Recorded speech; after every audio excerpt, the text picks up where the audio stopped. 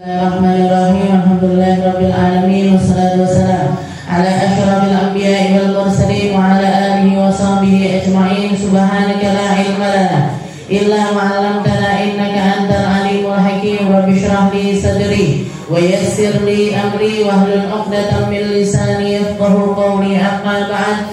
Alhamdulillah ala ni'matil Islam, alhamdulillah ala ni'matil iman, wa kafa biha min ni'mah. Alhamdulillah, segala puji bagi Allah Subhanahu wa ta'ala yang mendudukkan kita, yang memperdengarkan kita, yang menghadirkan kita di tempat mulia ini untuk mencari perkara-perkara yang datangnya dari Nabi kita Nabi Muhammad sallallahu alaihi wasallam, di mana Allah Subhanahu wa ta'ala mengatakan wa innaka la'ala khuluqin 'adzim wa ma arsalnaka illa rahmatan lil alamin wa rafa'na laka dzikrak wa la sawfa yu'tika rabbuka fatardah. Banyak sekali firman-firman Allah Ta'ala serta kalimat-kalimat mulia yang Allah Ta'ala turunkan kepada kita untuk kita baca sebagai pegangan hidup di dunia ini, yang isinya adalah pujian kepada Nabi kita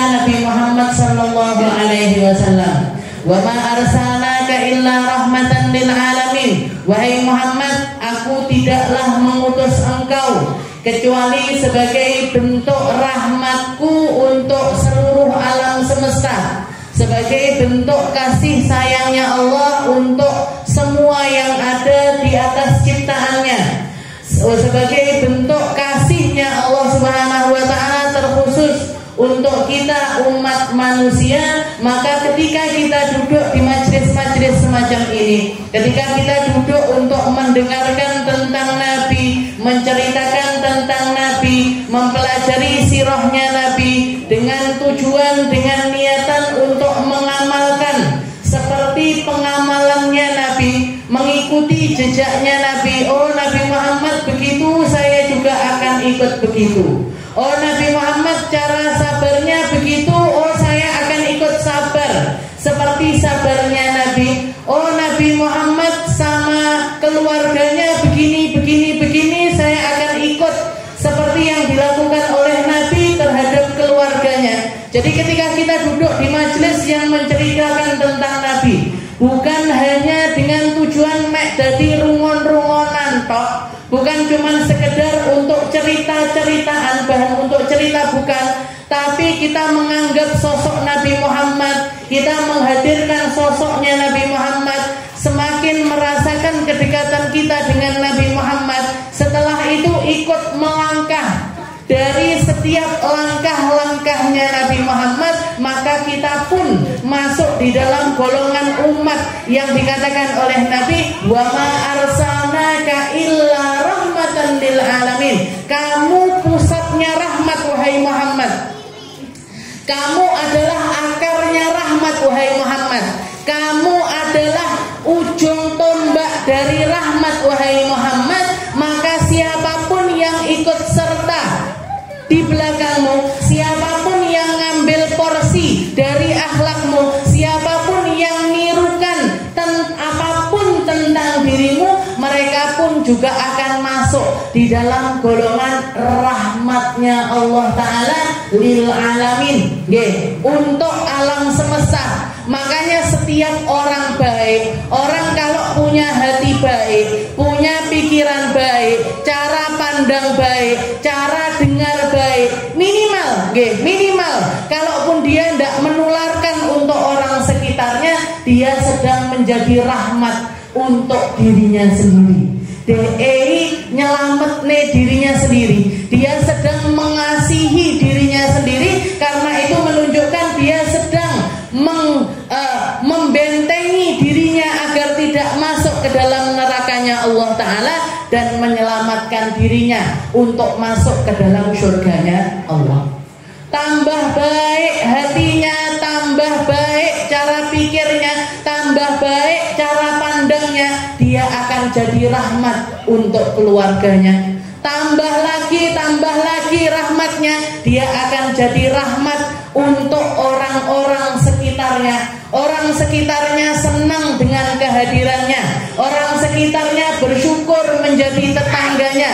Orang sekitarnya merasa bahagia menjadi salah satu kelompok keluarga dari orang tersebut. Maka dia akan merahmati sekitarnya sebagaimana Nabi Muhammad merahmati orang-orang yang ada di sekitarnya. Makanya kita belajar sirahnya Nabi, kita belajar tentang kriterianya Nabi, kita belajar cara merasanya Nabi. Biar apa? Biar ditambahi rahmat diri ini untuk orang-orang yang ada di sekitaran kita. Tambah banyak porsinya kita ngambil perkara yang datangnya dari Nabi, semakin besar juga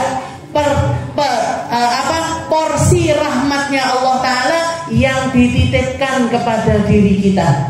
Dan setiap orang yang nanggung rahmatnya Allah, dapat porsi dari rahmatnya Allah, dapat jatah dari rahmatnya Allah, dia akan merahmati apapun yang ada di sekitarnya.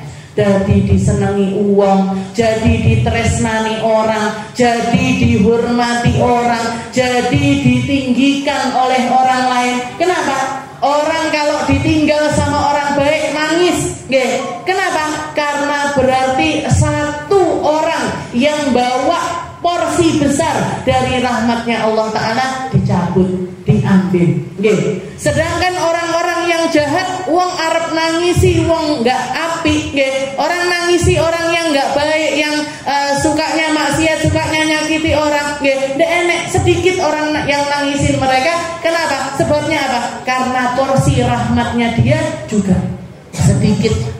Porsi rahmatnya dia adalah porsi yang sedikit. Makanya belajar sirahnya Nabi Muhammad, salah satu mukjizat yang Allah Ta'ala tunjukkan kepada kita, sirahnya Nabi Muhammad itu akan dipertahankan dan dijaga sama Allah Ta'ala, akan dijaga sebagaimana Al-Quran dijaga oleh Allah Ta'ala sampai hari kiamat nanti. Makanya walaupun sudah berlalu 1400 tahun antara kita dengan masa Nabi Muhammad SAW, kita masih bisa merasakan dekat sama Nabi. Kita masih bisa merasakan seakan-akan Nabi ngopeni awake dhewe, nuturi awake dhewe, nasihati awake dhewe, berzikir bersama kita, ngaji bersama kita.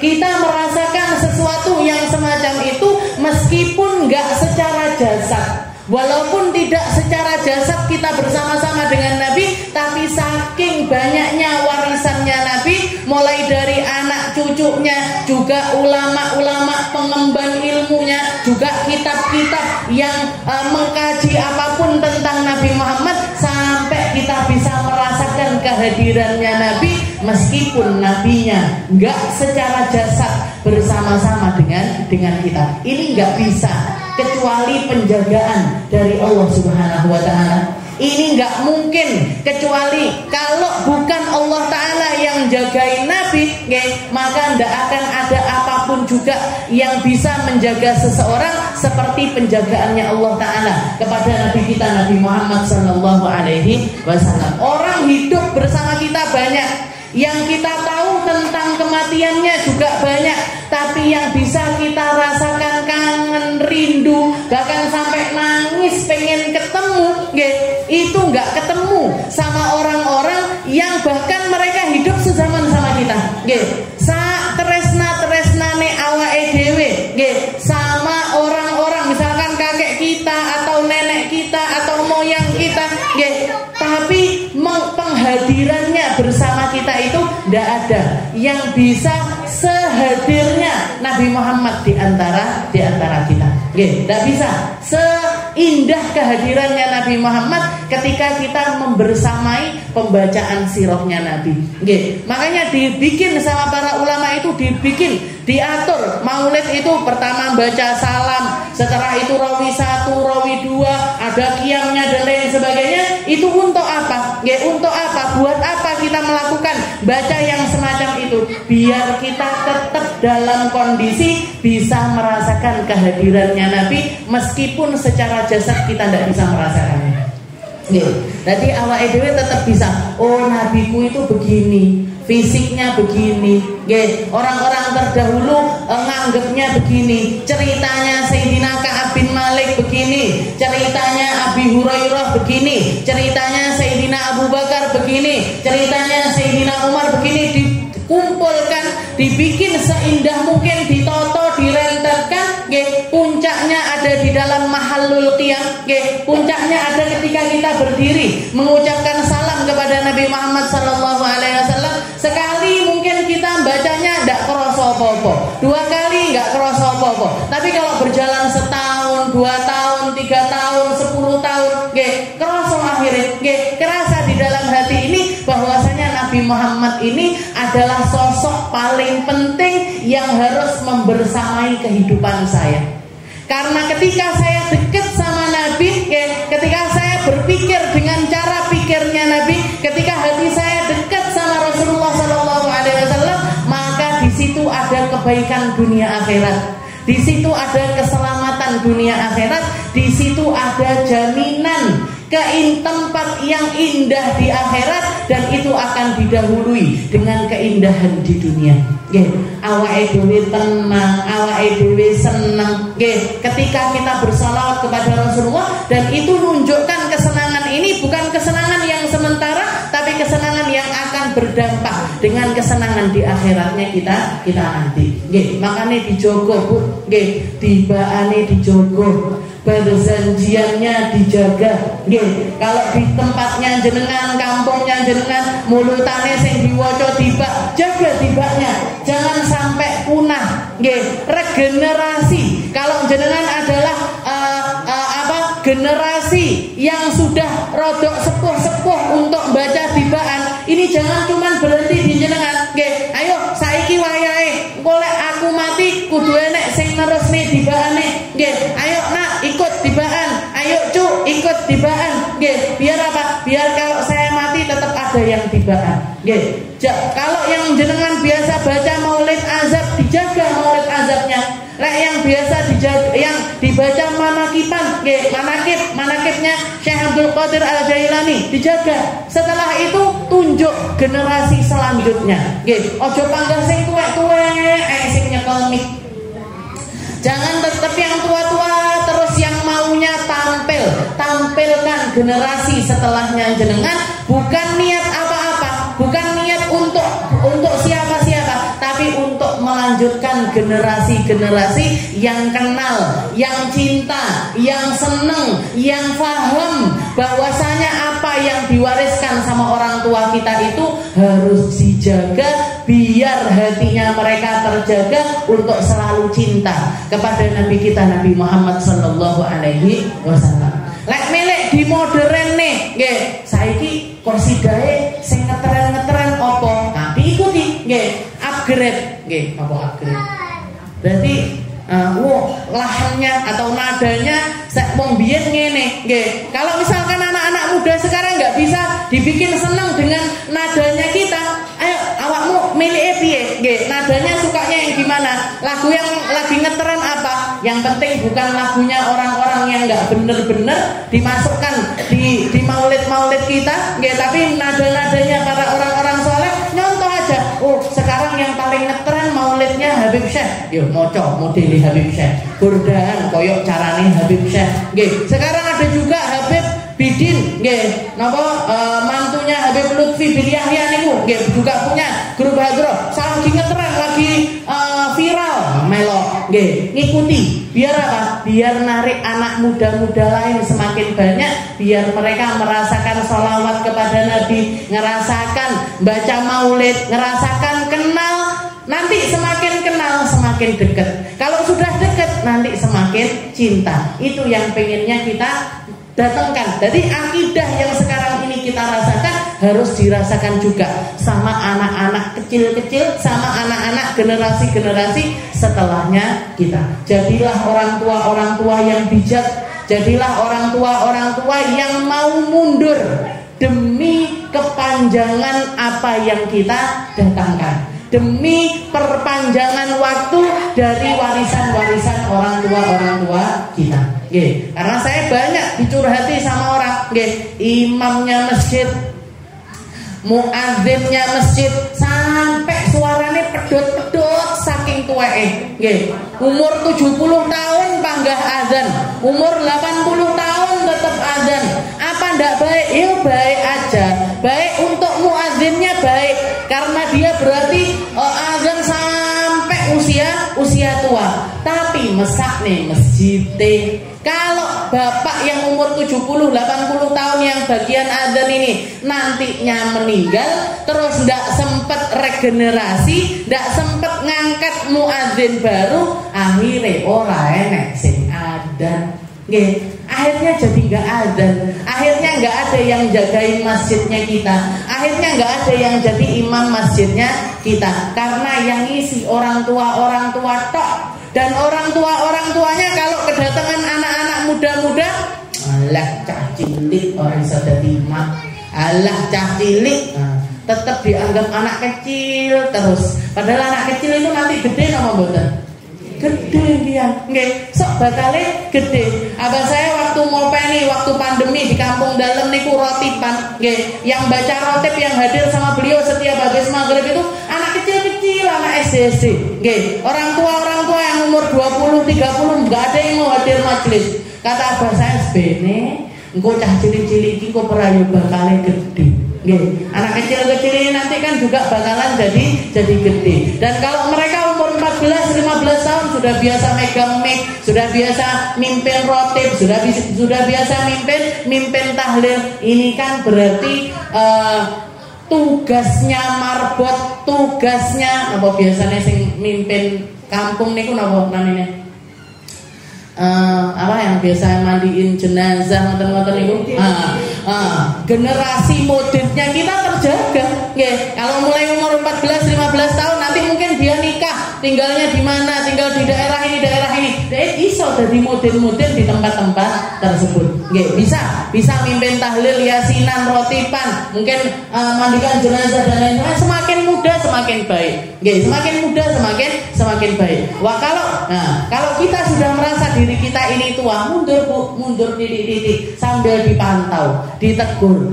Ikimu salah, caramu ngene salah. Biyen wong tuwek-tuwek ndak ngono kuwi. Nggih, ngoten mawon pakai bahasa-bahasa yang gampang, bahasa-bahasa yang bisa dipahami sama mereka. Niatnya satu, nggih. Niatnya satu, lillahi ta'ala. Niatnya karena Allah.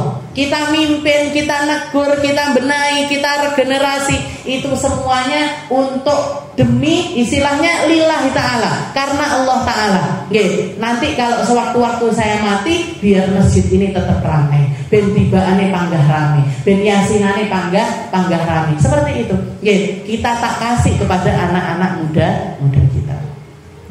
Kita lanjutkan pembahasan kita di dalam kitab Risalatul Muawanah. Nggih, sampai ila an qala mu'allif rahimahullah taala wa nafa'ana bi ulumi fid dharain amin. Wa 'alaika bi jabri qulubil munkasirin wa mulatafatud du'afa wal masakin. Katanya beliau, hendaknya kamu wahai para orang-orang yang nyari jalan menuju Allah taala, jadilah kamu orang-orang yang sukanya ini jabrul khawatir. Jabrul khawatir ini nambel hatinya orang yang lagi sedih, nambel hatinya orang yang sedang terpukul, nambel hatinya seseorang yang sedang patah, yang lagi hancur, yang lagi kena musibah, yang lagi bersedih, yang lagi gak enak hati ini.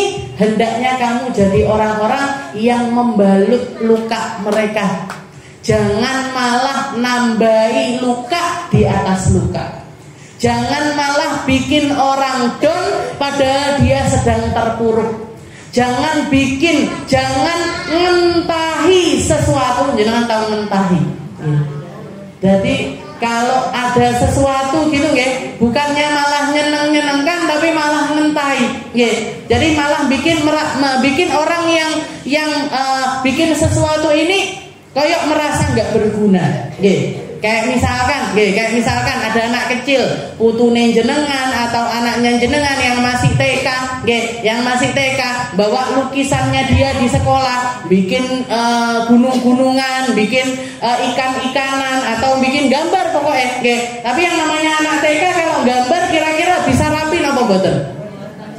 Ya ndak karu-karuan ngoten to, nggih. Gunung kudune warnane ijo diwarna pink, nggih. Matahari warnanya kuning diwarna merah, ngoten niku kan, nggih. Tapi ketika datang mereka ke ibunya, ke bapaknya, ke neneknya, ke kakeknya, duduhne gambare niku wau, nggih. Duduhne gambarnya dia yang ala kadarnya ini, nggih. Dia kan sudah berusaha mewarna, berusaha bikin, berusaha sebagus mungkin, tapi yang namanya anak kecil ya terbatas seperti itu, nggih. Kapas diduduhne sama jenengan jangan malah jenengan ngeten nek. Alah, nenek malah iso luwih apik lah gambar.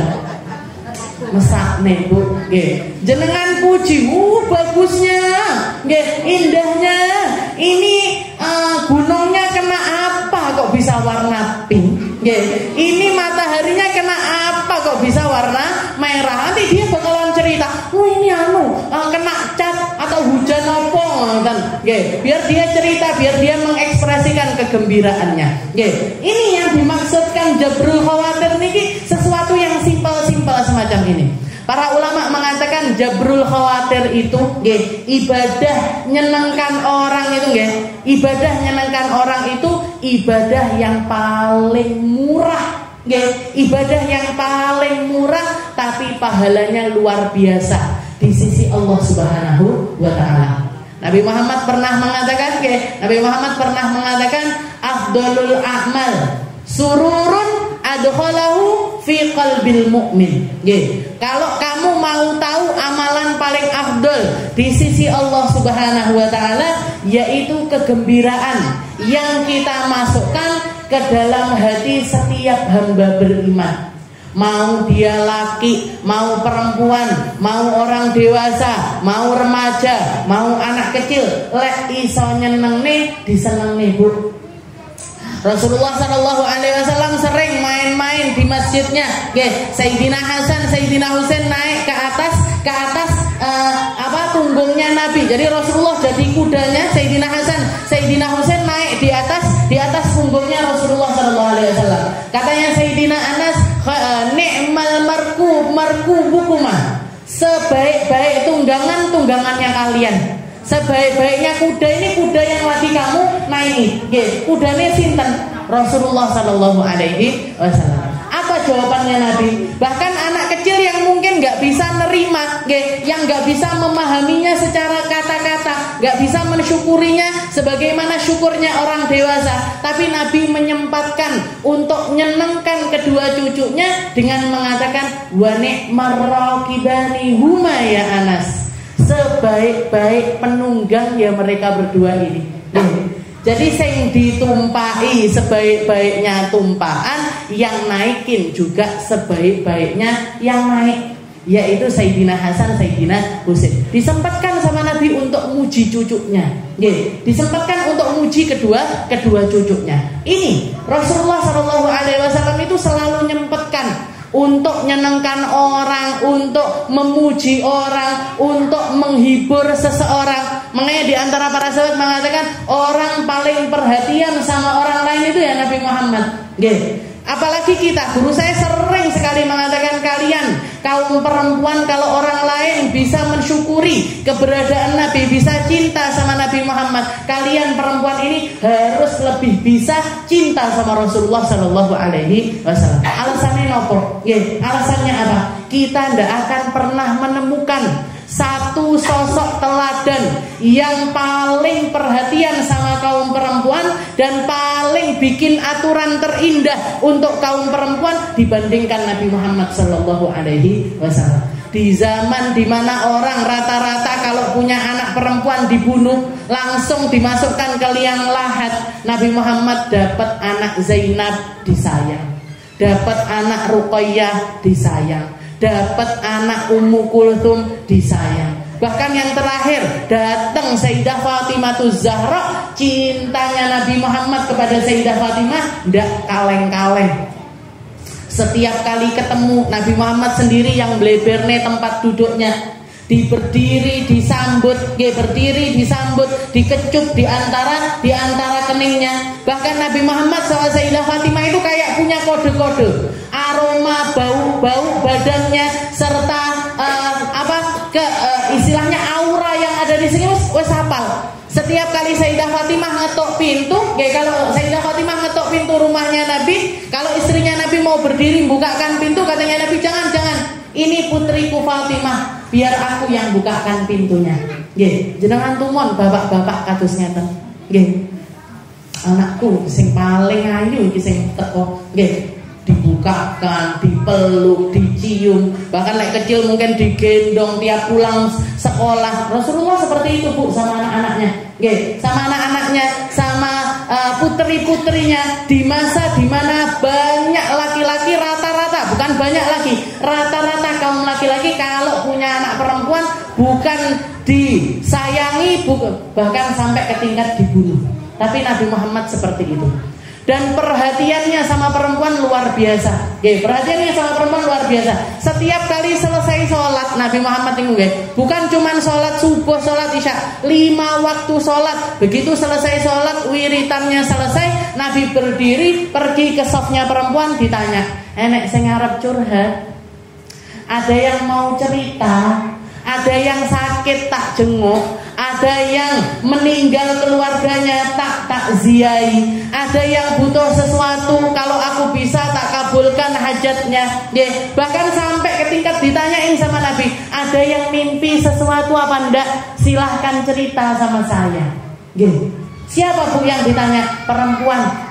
Ibu-ibu sofnya perempuan itu ditanya sama Nabi, enek sing ngimpi sesuatu, ayo ceritakan mimpinya kalian. Barangkali jadi isyarat untuk syariat, barangkali jadi pembelajaran untuk orang lain, barangkali bisa kita ambil hikmah dari situ. Ditanya sampai ngimpinya orang ditanya, sampai ngimpinya kaum perempuan ini ditanya sama Rasulullah. Kita nggak akan ketemu, bahkan nggak akan ketemu pemimpin negara yang perhatian luar biasa sama perempuan ketimbang Nabi Muhammad Shallallahu Alaihi Wasallam. Jadi kalau orang bisa cinta sama Nabi, kita perempuan harus lebih bisa cinta kepada Rasulullah Shallallahu Alaihi Wasallam. Dan menyenangkan orang itu gampang. Menyenangkan orang itu tidak perlu mahal, tidak perlu mahal. Mungkin kita bisa menyenangkan kalau anak kecil disenang nih karek permen, permen ini regane pinten Bu? 500.000. Sini nak, tak kasih. Saya dulu masih kecil ingat sekali. Ada Habib yang setiap kali datang ke pernikahan, yang ada di pokoknya yang saya kenal, istilahnya orang-orang kampung kita, kalau ada nikahan ada satu Habib yang mesti bawa permen kopi. Jadi setiap kali, padahal Habibnya itu rupanya koyok khasnya Habib. Nah, tahu khasnya Habib kan biasanya medeni, kulitnya, matanya belok, matanya belok, kulitannya rodok istilahnya enggak putih-putih banget, jenggote dawa, jenggotnya panjang, beliaunya pakai sorban, pakai gamis, ngoten niku khasnya habaib lah istilahnya. Orang kalau pakaiannya seperti itu biasanya kan anak kecil sungkan mau deket, takut bahkan mau deket. Tapi Habib itu, saya lupa nama, kalau nggak salah namanya Habib Husin. Tapi julukannya itu Habib Husin Permen. Habib Husin Permen. Karena setiap kali datang, semua anak kecil yang ada di situ dikasih permen. Permennya permen kopi, saya ingat, yang kotak-kotak niku zaman dulu, panjang-panjang kayak gini. Itu setiap anak kecil dikasih. Padahal tampilannya beliau seperti itu. Tampilannya beliau seperti itu. Jadi nyenangkan orang itu ibadah paling murah. Kalau bahasanya abah saya itu gampangnya, lek awake dhewe iso ngomong api, nyapa ngomong gak api. Kalau kita bisa ninggal baik, kenapa ninggal gak baik? Kalau kita bisa ngasih kesan baik, kenapa harus ngasih kesan gak baik? Itu bahasanya abah saya. Abah saya sama umi saya itu mungkin 10 tahunan sebelum beliau meninggal, sebelum abah saya meninggal 10 tahunan, itu beliau itu sempat ngomong sama umi saya, "Mi, wes awake dhewe sekarang sudah mundur dari toko, wes ndak tek ngurusi toko, wes dintekne uripe awake dhewe untuk sholat berjamaah di masjid." Itu janji abah saya. Benar dikabul sama Allah Ta'ala. Seminggu tak beliau ndak sholat berjamaah di masjid. Tetap sholat jamaah di rumah, tapi nggak mampunya untuk berangkat ke masjid itu cuma seminggu. Zaman pandemi semua orang bertakut ke masjid. Abah saya panggil ke masjid, pakai masker, sholat pakai masker, dilakoni yang seperti itu. Dan kata umi saya, beliau itu mengatakan setiap kali pulang dari masjid itu tidak pernah langsung pulang, tidak pernah langsung pulang. Nanti kalau kedengeran ada orang sakit, pulang turun dari masjid niku marani wong sing loro-loro digoleki. Kalau dengar ada orang kena musibah kayak waktu itu sempat pasar di Serengat sana Kobongan, itu banyak orang kampung dalam itu yang punya toko-toko di pasar itu, toko-toko emas di pasar itu Kobongan, termasuk sepupunya abah saya kena semuanya, itu diparani satu-satu. Habis sholat asar ngeten diparani siji.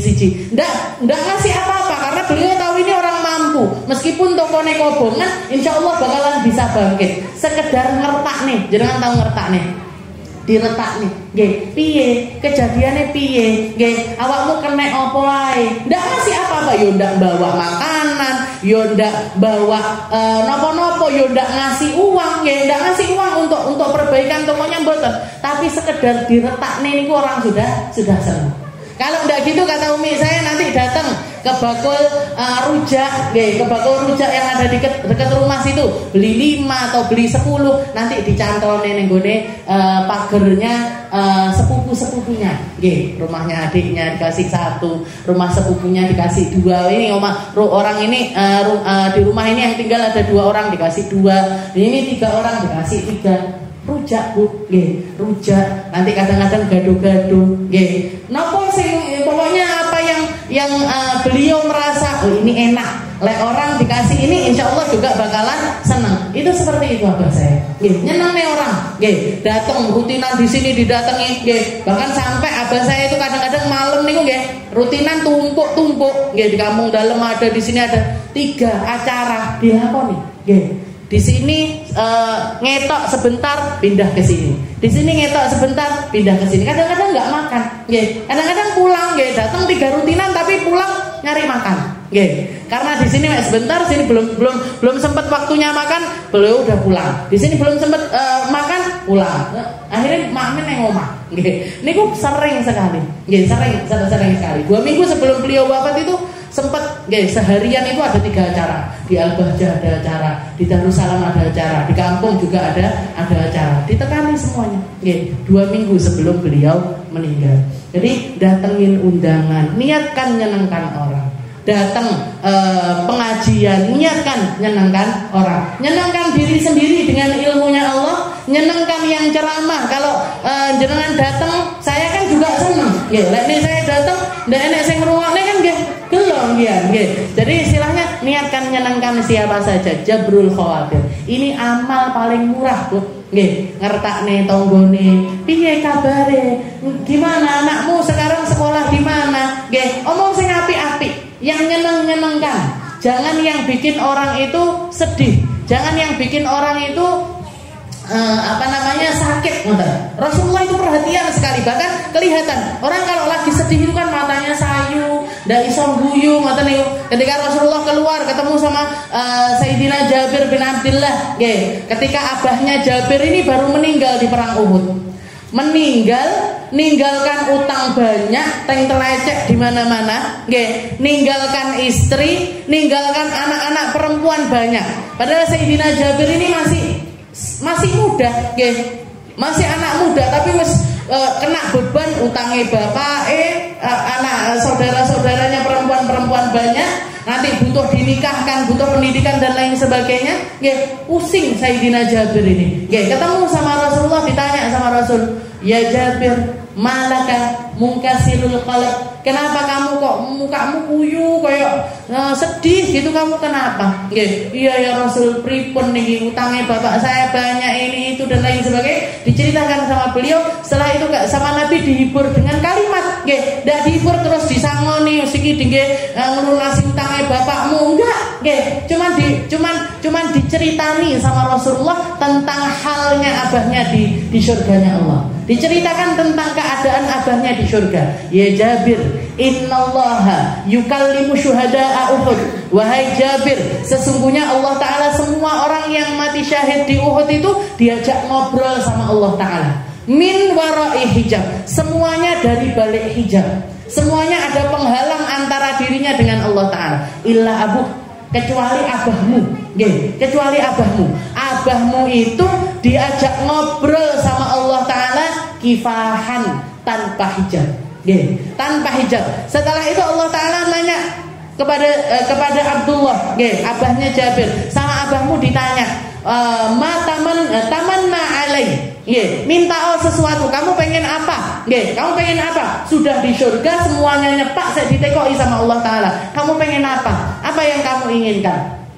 Kata abahnya Jabir ini, katanya abahnya Jabir, beliau mengatakan, ya Rabb, pulangkan, kembalikan saya ke dunia, kembalikan saya untuk hidup kembali ke dunia, hatta uqatil, biar aku bisa perang lagi, terus aku bisa merasakan mati syahid lagi.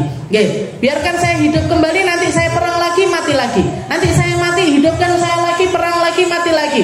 Saking nikmatnya mati syahid, beliau pengen mengulanginya berkali-kali. Allah Ta'ala mengatakan salah satu hal yang menjadi prinsipnya Allah Ta'ala, orang kalau sudah mati ya tidak hidup lagi.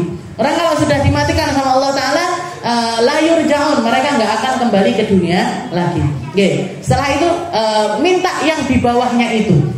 Maka katanya abahnya Jabir, kalau gitu ya Allah, sampaikan apa yang aku rasakan di akhirat ini kepada orang-orang setelah aku. Maka turun firman Allah Ta'ala yang mengatakan, wala taqulu liman yuqtal fi sabilillahi amwat bal ahya'un 'inda rabbihim yurzaqun. Jangan kamu katakan orang yang mati syahid itu mati. Mereka hidup di sisi Allah Ta'ala, terus dapat rezeki, tetap mendapatkan rezeki dari Allah Subhanahu wa Ta'ala. Rezeki di atas rezeki, kenikmatan di atas kenikmatan, keindahan di atas keindahan yang didapatkan oleh orang-orang yang mati dalam keadaan syahid. Dihibur sama Nabi, langsung cerah lagi, langsung gembira lagi. Wis ben utang dipikir keri, istilahnya sambil jalan, sing penting kerja, sing penting golek duit, nanti dibayar sedikit.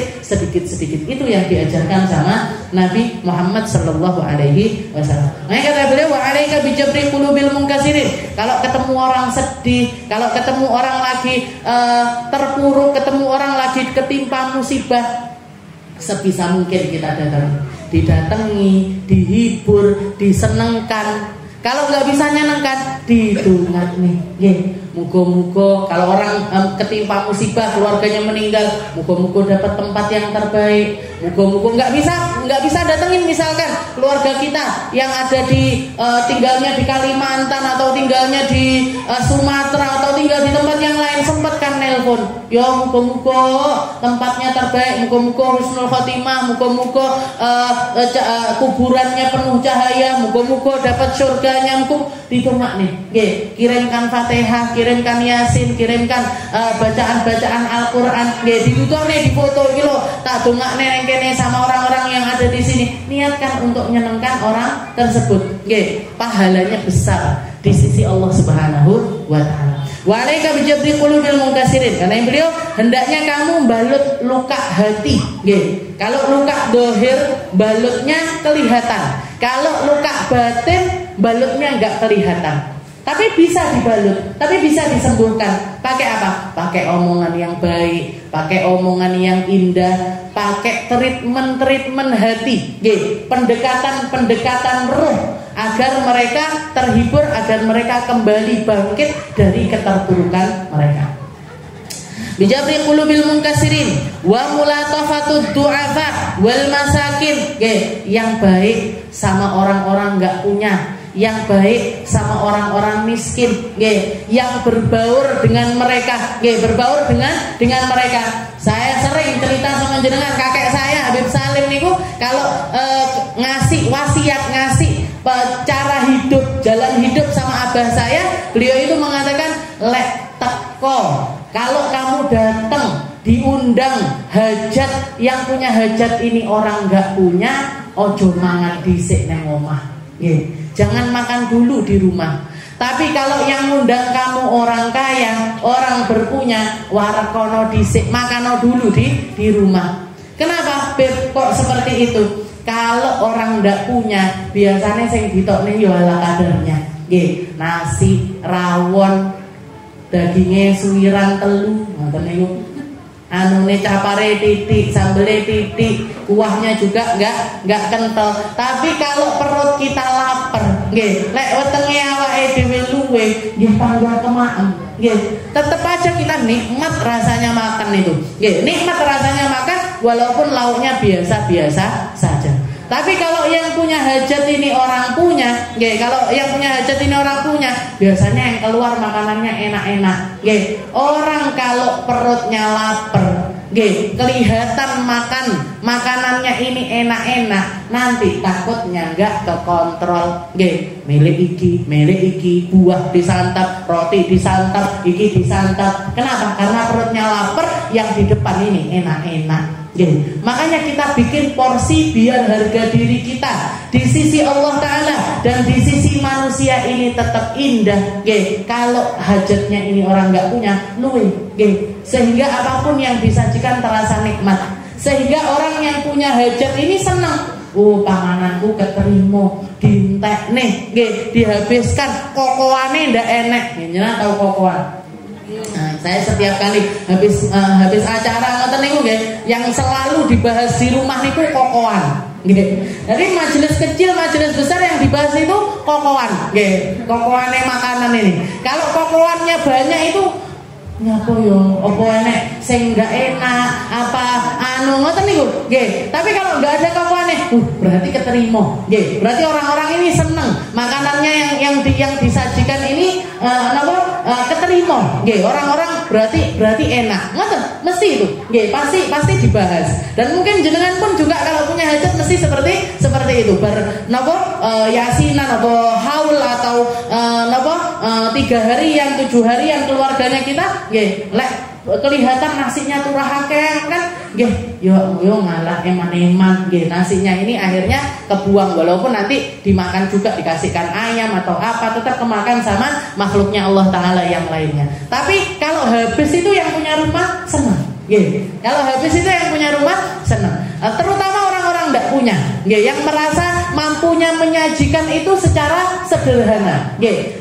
Senenge tikal-tikal nggih, gembiranya itu berlipat-lipat. Kalau orang kaya-kaya nggih, kalau orang kaya-kaya, orang yang punya itu makanan turah-turah dan lain sebagainya mereka nganggapnya biasa nggih, apa-apa nggih, biasa. Istilahnya ndak, sedihnya itu tidak seperti sedihnya orang tidak punya. Gembiranya juga nggak seperti gembiranya orang nggak punya. Jadi istilahnya itu pedoman yang diajarkan sama kakek saya, dipakai sama abah saya, diturunkan kepada kita. Jadi hadir yang hajat ini ditelok sing duwe hajat siapa ini. Atau kalau orang kampung kita biasanya apa? Lek nama iki biasanya mami iki. Nah rumah ini nanti disesuaikan porsinya. Di sana biasanya mame digowo mulih, berarti komah yo maem dhisik. Oh kalau di rumah sana biasanya maem piringan di sana, berarti tidak usah makan, nanti makan di tempat yang punya hajat. Jadi untuk apa? Niatnya apa? Tujuannya apa? Nyenengkan orang. Nyenengkan orang, gembirakan orang, gembirakan orang. Ini dibikin sama beliau wa mulatafatud du'afa wal masakin, yang lemah lembut, yang seneng berbaur sama orang-orang miskin. Kenapa kok diperhatikan orang-orang miskin? Karena mereka ini orang-orang yang punya perasaan lain dibandingkan orang-orang yang berpunya. Punya rasa, kadang-kadang punya minder, kadang-kadang punya rasa nggak percaya diri, kadang-kadang merasa omahku saeneke, makananku saeneke. Nah, lek ndak keterima loro atine juga lebih. Kalau nyenengkan, mereka senangnya juga berlipat-lipat dan mengasih rasa, ngasih rasa menggembirakan orang, dan yang nerima perasaan ini berkali-kali lipat senangnya. Ini juga pahalanya di sisi Allah Ta'ala beda. Dan Allah Ta'ala sangat sangat perhatian sama orang-orang miskin. Nabi Muhammad juga sangat perhatian sama orang-orang. Bahkan salah satu doanya beliau yang mungkin kita semuanya nggak berani untuk doa seperti itu. Allahumma hyina miskinan wa amitsna miskinan wa syurna fi zumratil masakin. Ya Allah, hidupkan saya dalam keadaan miskin. Wani jenengan Gusti melaratai terus ya Allah. Wani jenengan Allahumma hyina miskinan wa amitna miskinan, matikan saya juga sebagai orang miskin yang nggak punya apa-apa, sehingga nggak ada sesuatu yang bisa saya wariskan kepada anak cucu saya. Wasyurna fi zumratil masakin, bangkitkan saya ya Allah di tengah-tengah kaum miskin, di tengah-tengah orang yang nggak punya. Walaupun para ulama menafsirkan doanya Nabi ini bukan cuma secara fisik orang miskinnya, bukan, tapi secara batinnya orang miskin. Kita inna kullunal masakin. Semua kita kalau di hadapan Allah Ta'ala orang miskin. Ndak duwe apa-apa, ndak duwe toyo, ndak punya daya, ndak punya upaya kecuali apa yang diberikan oleh Allah Subhanahu wa taala, kecuali apa yang dititipkan oleh Allah Ta'ala. Kalau kita punya ilmu karena Allah Ta'ala ngasih kita ilmu. Kita punya kekayaan karena Allah Ta'ala ngasih kita kekayaan. Kita sehat karena Allah Ta'ala ngasih kita sehat. Kita kuat karena Allah Ta'ala ngasih kita kuat. Kita bersyukur karena Allah Ta'ala ngasih kita syukur. Kabeh punyanya Gusti Allah. Semuanya punyanya Allah Subhanahu wa taala. Kullunal masakin. Semua kita ini orang miskin di hadapan Allah Subhanahu wa taala. Dadi lek ndongone Allahumma hina miskinan wa amitna miskinan wa syurna fi zumratil masakin. Ini kalau kita mintanya secara dohir, ki akeh wong wedi. Banyak orang takut doa seperti itu kalau miskinnya ini miskin yang dohir. Tapi kalau miskin batin gak akan takut. Ya Allah, kita memang miskin, kita memang nggak punya apa-apa, masih omai gedung, masih saldo rekeningnya akeh, meskipun dia adalah orang yang kaya raya, tapi kita orang miskin di hadapan Allah Subhanahu wa taala. Allahumma inna miskinan. Ya Allah, jadikan saya ini orang yang hidup dengan perasaan miskin. Mati juga tetap merasakan sebagai orang miskin. Dibangkitkan bersama orang-orang yang punya rasa sebagai orang-orang miskin di hadapan Allah Subhanahu wa taala. Ndak wedi neh jenengan donga ngoten. Nggih, enggak takut lagi kita doa seperti itu. Jadi wa mulatafatud du'afa, orang-orang lemah, orang-orang miskin, perhatikan mereka. Nggih, kasih perhatian lebih kepada mereka. Wa muasatul mukillin, nggih, orang-orang yang minim secara ekonomi, nggih, perhatikan. Dikunjungi, diparani. Kita kalau punya saudara, orang punya saudara 4, 5, kalau sudah dewasa kan ekonominya biasanya juga beda-beda. Enek sing dadi wong sugih, ada jadi orang yang sederhana, ada yang enggak mampu. Kalau kita baik, kalau kita mau jadi orang baik, kalau kita merhatikan sama yang kaya, sama yang miskin harus lebih perhatian. Kalau kita nyenengkan sama saudara kita, nggak bisa nyenengkan yang kaya, yang miskin harus lebih kita senangkan. Harus lebih kita senangkan, harus lebih kita perhatikan, harus lebih kita hibur, harus lebih sering diretak nih. Kalau jenengan punya saudara di antara yang kaya sama yang miskin ini harus lebih diperhatikan. Yang nggak punya ini harus lebih diperhatikan. Wataisir alal mu'sirin. Ada orang kesulitan, bantu. Ada orang kesulitan, bantu. Nabi Muhammad pernah mengatakan barang siapa yang nuntun orang yang buta, nuntun orang buta, digandeng, setelah itu dibantu langkahnya nyebrang jalan atau dia mau naik kendaraan atau apa, kita bantu 40 langkah, 40 langkah kita bantu mereka. Katanya Nabi Muhammad, ghafarallahu ma taqaddama min dzambi. Dosanya dia yang lalu dihapuskan sama Allah Ta'ala. Dosanya dia yang lalu-lalu dihapuskan sama Allah Subhanahu wa taala. Hal-hal yang gampang-gampang, jenengan lagi belanja sayur, temannya yang satu nggih, disuruh bayar misalkan totalnya berapa? Totalnya 15.000. Yo aku mek nggawa dhuwit 10.000. Jenengan punya uang lebih, wis nyong 5.000 ne tak ewangi. Nggih, toh juga cuman 5.000. Nggih, ada yang satu lagi nggih, pergi besoknya lagi, oh duitku kurang 2.000. Jenengan bantu. Nggih, kelihatan ada orang minta-minta dibantu, ada orang kesulitan ngangkat barang, jenengan newangi, ada orang kesulitan buka pintu, jenengan buka nelawangi, ada orang kesulitan naik motor, jenengan ngewangi nuntun. Kelihatan ada orang motornya mogok di pinggir jalan, ditanya, kenapa? Ini ban saya bocor. Oh, ini tambal ban paling dekat di sana, tak bantu ke sana. Tak bantu ke sana. Orang sekarang kalau nyebutnya itu orang-orang yang ringan tangan.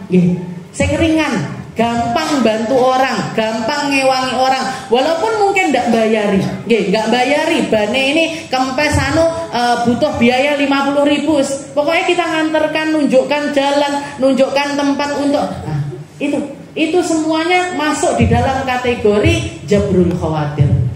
Masuk dalam kategori nyenengkan orang. Orang kalau bantuin orang, Allah Ta'ala akan bantu perkaranya di akhirat nanti. Orang menyenangkan orang, Allah Ta'ala akan menyenangkan hatinya di akhirat nanti. Orang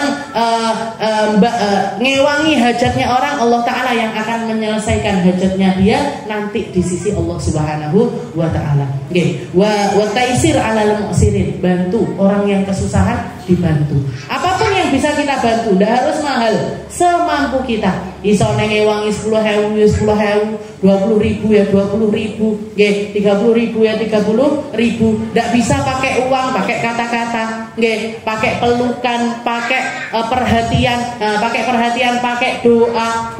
Itu semuanya adalah bentuk rasa syukur kita agar kita ini juga ketika kita menebar rasa syukur itu, orang akan kebantu dengan perkaranya kita, dan ini yang akan bawa keselamatan di akhiratnya kita nanti. Wa taisir 'alal mu'sirin wa iqradul mustaqridin. Katanya beliau juga, kalau ada orang yang butuh untuk utang sama kita bantu semampu kita. Kita bantu semampu kita. Wa fil hadis, di dalam hadis dikatakan inna thawabal qard yazidu ala thawabis shadaqah samaniyata ad'af.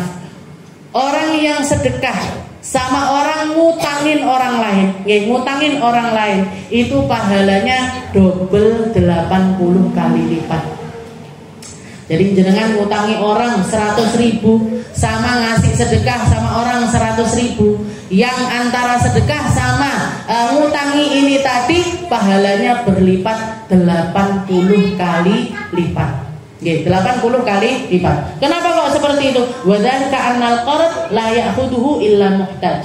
Karena orang kalau sudah ngutang, orang kalau sudah ngutang itu berarti butuh sekali. Sangat butuh, amat sangat butuh, makanya pahalanya lebih besar lagi. Sampai keweton omongan saya pinjem, saya ngutang, itu berarti kalau nggak orang butuh banget, biasanya tidak seperti itu. Normalnya orang seperti itu. Tapi zaman sekarang banyak orang tidak normal, banyak orang tidak normal. Bahkan utang itu jadi gaya hidup. Jenengan tahu kartu kredit, kredit card, sembarang barang tuku pakai ngutang. Makan di restoran mewah ngutang, tuku jilbab ngutang, tuku sandal ngutang, tuku tas ngutang. Nah, kalau yang seperti ini nggak masuk di dalam hadis ini, nggak masuk di dalam kategori kalau kita ngutangi, tikelnya sampai 80 derajat ini tadi, ini nggak masuk. Kenapa? Karena orang dulu ngutang karena perlu, orang sekarang ngutang karena gaya hidup. Bahkan orang yang ngutang sama yang diutangi, lebih hedon yang ngutang. Sing ngutang dolan neng gone luar negeri, kesini. Sing diutangi pasar sore aja ndak ngerti, Sunan Ampel aja belum pernah nggih, ke Jatim Park arang-arang dhek langganan, nggih. Kenapa? Karena dia bergaya hidup dengan cara ngutang, nggih. Minjem bahkan kalau ditagih luwih kereng, nggih. Mung kadar mek 100.000 wae lho. Kadar mek 1 juta. Nah, orang-orang kayak gini enggak usah diutangi, Bu. Jenengan kalau berhadapan sama orang-orang yang semacam ini, yang kalau ditagih angel, diminta utangnya ini tadi diminta itu sulit, bahkan marah-marah, bahkan malah ngata-ngatain kita dan lain sebagainya, nggak usah diutangi. Jenengan kalau mau bantu semampunya. Misalkan dia mau ngutang 1 juta, jenengan nyoh aku ndak ngutangi tak kei ae 50.000. Nyoh aku nggak ngutangi tapi tak bantu aja 10.000. Ketimbang nanti saya ngutangi kamu tak tagih malah marah-marah. Saya malah lebih merasa kayak iki asline sing diutang sapa, sing diutangi sapa. Kok kerengan sing ngutang timbangane sing ngutangi. Oh malah lebih kereng yang ngutang daripada yang ngutangi. Orang-orang kayak gini nggak usah diutangi. Sama orang-orang seperti ini saya bisa katakan nggak usah jenengan bantu dengan ngutangi orang tersebut. Tapi kalau kita tahu ada orang yang nggak pernah ngutang, tahu-tahu datang ke rumah kita, saya minjem uangnya 1 juta buat berobat anak saya, buat berobat anak saya butuh buat nebus obat sekarang juga urgent, jenengan ewangi. Ini pahalanya 80 kali lipat ketimbang jenengan ngasih. Kenapa? Karena dia butuh sekali.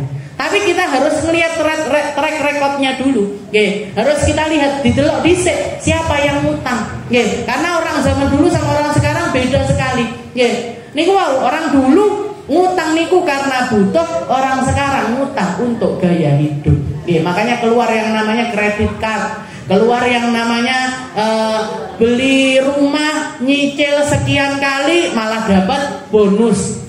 Promo-promo niku jenengan kalau tahu promo-promo di mal-mal, promo di toko-toko mewah-mewah ngoten niku, kalau kita bayarnya ngutang, bayarnya ngangsur, malah dapat bonus-bonus.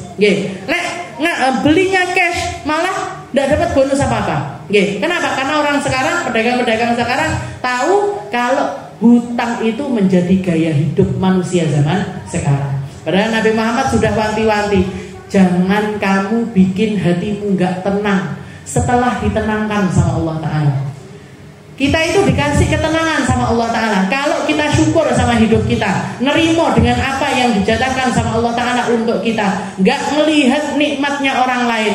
Punya rumah, alhamdulillah duwe omah, punya sepeda, alhamdulillah duwe sepeda. Delok tanggane tuku motor ya ndak milik, delok tanggane tuku kulkas anyar ya ndak milik. Ngelihat temennya pakai baju ini, bawa tas ini, pakai sandal ini, kita menyesuaikan dengan budget kita sendiri. Kita ini sudah dikasih ketenangan sama Allah Ta'ala. Jangan malah kamu bikin khawatir, jangan malah kamu bikin nggak tenang, jangan malah kamu bikin nggak tenang. Yang pertamanya kita hidup tenang, dibikin nggak tenang gara-gara kita ngutang. Bahkan sampai ibadah pun diajak itu sekarang promo umroh nyicil 10 kali, promo haji nyicil 20 kali. Kita berangkat DP, misalkan harganya umroh 40 juta, nyicilnya 10 kali, berarti tiap bulan 4 juta. DP dulu 5 juta, baru ngono budal umroh. Yang sebelum umroh kita tenang-tenang, nggak punya utang, setelah pulang dari umroh selama 10 bulan kudu bayar 4 juta. Ngeluh apa mboten? Ngeluh. Yang pertamanya kita naik sepeda, tidak ngurusi pajak, tidak ngurusi tuku bensin, tidak ngurusi kalau paling masalahnya orang punya sepeda niku kan ngetenane yang muter di tengahnya niku paling metu ngoten tok nggih to. Ya di benakne titik sudah jadi lagi. Pengen lihat temannya beli sepeda listrik, delok promone sepeda listrik harga 4 juta nyicil 10 kali. Berarti per bulan 400.000. Wis tak tuku sepeda listrik. Pertamanya hidup kita tenang, numpak sepeda neng dinti, ndak mikir apa-apa, ndak mikirin nyicil 400.000, malah ngutang setiap bulan harus bayar 400.000. Ngeluh Bu, nggih. Ngeluh pusing, nggih. Motor nggih ngoten, HP nggih ngoten. Nggih, sekarang apa yang enggak dicicilkan? Nggih, apa yang enggak dicicilkan? Sebelum kita punya barang-barang itu, nggih, sebelum kita punya barang-barang itu enggak pusing, malah kita ngutang, akhirnya jadi pusing, nggih. Jadi kalau belum punya, belum bisa umroh, yang sabar, panggah nabung, donga, ya Allah kasih rezeki, saya pengen banget umroh, nggih. Nanti digampangkan sama Allah Ta'ala, nggih, digampangkan sama Allah Ta'ala untuk bisa melaksanakan ibadah tersebut. Bahkan ada Nabi Muhammad pernah mengatakan, barang siapa yang minjem utang, barang siapa yang utang, nggih, ngambil pinjaman dari seseorang atau dari apapun, dari siapapun, nggih, dengan niatan untuk, nggih, dengan niatan untuk mengembalikannya, nggih, niat untuk mengembalikannya, nggih. Jadi memang dia perlu untuk ngutang, akhirnya ngutang, terus di dalam hati ini pokoknya kudu ndang selesai, harus cepat saya selesaikan. Allah Ta'ala akan bantu dia untuk menyelesaikan utang tersebut. Tapi orang-orang yang minjem utangan dengan niatan untuk ndak bayar, gampang karo wong kuwi kok garek kabur ke sana. Golek ditelepon garek tak pateni telepone. Garek kalau dia datang ke rumah tinggal saya bilang saya lagi pergi ke sini. Nah, ndak niat bayar utang, nggih, ndak niat bayar utang. Atslafahullah. Allah Ta'ala yang akan menghancurkan dia. Di dunia dihancurkan, di akhirat dihancurkan, dan yang menghancurkan Allah Subhanahu wa Ta'ala. Makanya kita lihat banyak orang entek duit, entek perusahaane bangkrut sembarang-barange gara-gara nopo? Goro-goro utang, nggih, gara-gara hutang, terutama utang sama rentenir, terutama utang sama bank, nggih, yang berbunga setiap bulannya, nggih, berbunga setiap bulannya. Kita mengambil pinjaman 1 juta, ngembaliinnya 1.100.000. Kalau telat jadi 1.200.000, telat lagi jadi 1.300.000, telat lagi, nggih, sampai banyak kita temukan orang entek tokone, entek dagangane, entek omahe, semuanya kejual disita sama bank gara-gara hutang yang enggak seberapa. Kenapa? Karena hutangnya berbunga, nggih, karena hutangnya berbunga. Jadi hutang kalau tidak perlu sama orang biasa aja itu sudah diwanti-wanti sama Nabi Muhammad SAW, apalagi hutang dengan cara riba, nggih. Apalagi hutang dengan cara yang beranak-anak seperti itu, nggih, dengan beranak-anak seperti itu, dimurkai oleh Allah Subhanahu wa Ta'ala. Bitamani ada dzalika annal qard la ya'khudhu illa muhtaj. Wa alayka bi ta'ziyati man nazar min musibatin qala alaihi salatu wasalam wa man azza musaban ay sabbarahu kana lahu mithlu ajri. Wallahu a'lam bissawab. Insyaallah kita lanjutkan di pertemuan yang selanjutnya.